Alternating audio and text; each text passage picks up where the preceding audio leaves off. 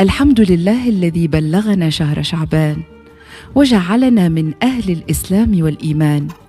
نحمدك ربنا على نعمك التي لا تحصى، ونشكرك على آلائك التي لا تعد.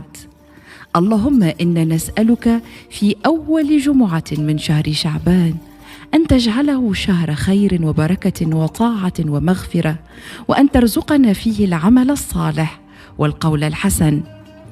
اللهم إن شعبان شهرك الذي غفل عنه كثير من الناس، فلا تجعلنا من الغافلين الساهين، واجعلنا من الذاكرين العابدين الطائعين.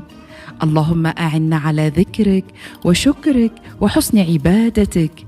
اللهم زدنا قربا إليك، ولا تزدنا إلا إيمانا ويقينا وتسليما لأمرك. اللهم اجعل شهر شعبان موسما للطاعات، ومحطة للتزود بالحسنات، ومنطلقا نحو شهر رمضان المبارك.